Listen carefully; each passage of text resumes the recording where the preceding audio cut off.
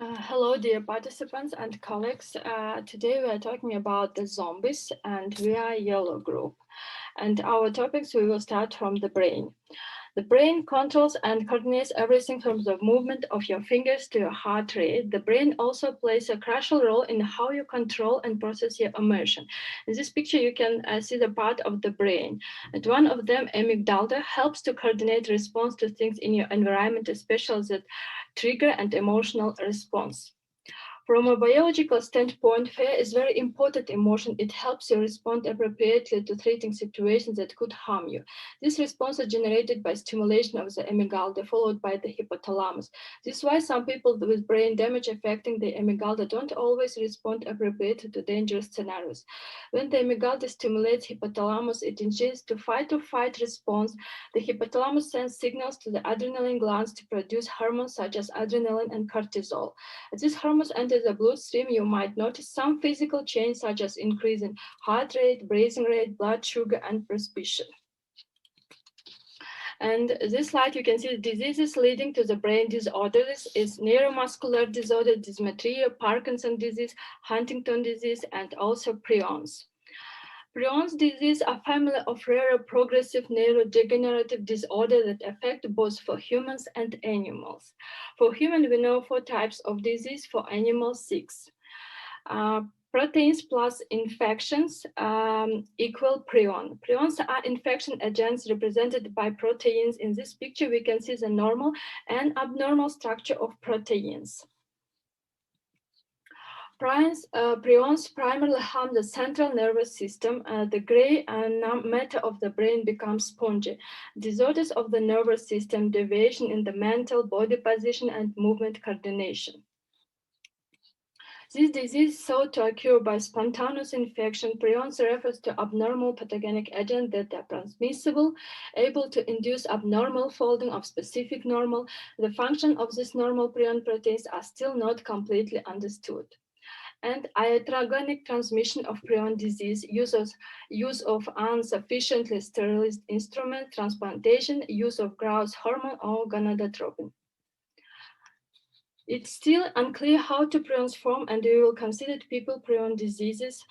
85% of cause are sporadic, inherited 10 and 15%, acquired 5%. There are no reliable experiments done of human prion formation causes, but ones done at Yale by Chinese scientists suggest that the relationship between radiofrequency and prion formation. 2 budding yeast types were used in the experiment. By using non-prion phenotype, it was found that exposure of RFM could promote spontaneous transformation from the non-prion form to the prion form, and also prion propagation was promoted. Experiments also suggest that there are long-term effects on prion formation. The cows were exposed to RF continuously for 384 hours. The non-prion states were exposed to RF for 384 hours. The exposure group always contained more prion state colony than control group, and the difference between exposure and control groups tended to increase with time. So then you may wonder what the radiofrequency is actually and why it's related to prion formation. Radiofrequency radiation is type of non-ionizing microwave radiation. Non-ionizing radiation does not have enough energy to remove electrons from the atom, so it shouldn't potentially cause DNA damage. But if RF radiation is absorbed by the body in a large emotion amounts, it can produce heat. This can lead to burns and body tissue damage. But in addition, some studies show the other unwanted effects of radiofrequency of human health.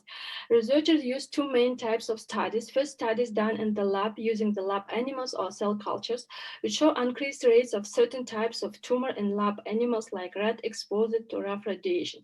Second, studies looking at group of people which also demonstrate a possible link between the cell phone use and brain tumors. Or for example, the relationship between the cell phone base station and symptoms that can be related to nearness to people's houses. Here you can see the clear relationship between the distance from the cell phone station and difficulty in concentration. These symptoms can be the result of reactive oxygen species, ROS, formation mediated by EMF radiation that can damage cellular components such as proteins, lipids, and DNA. On the other hand, the World Organization states that current evidence doesn't confirm that existence and any health consequences from the exposure to low-level electromagnetic fields. However, it accepts that some gaps of knowledge about the biological effect exist and need further research. That's why it provides some suggestions on how to reduce mobile phone exposure, like using the hands-free devices to keep mobile phones away from the head and body during the phone call. If there was a supervillain who wanted to use a satellite to send electromagnetic waves as a weapon, we can protect ourselves using the items that are commonly found in the stores. Its first one is Sig World Protective Goggles. You can see in this picture. And second one is foil.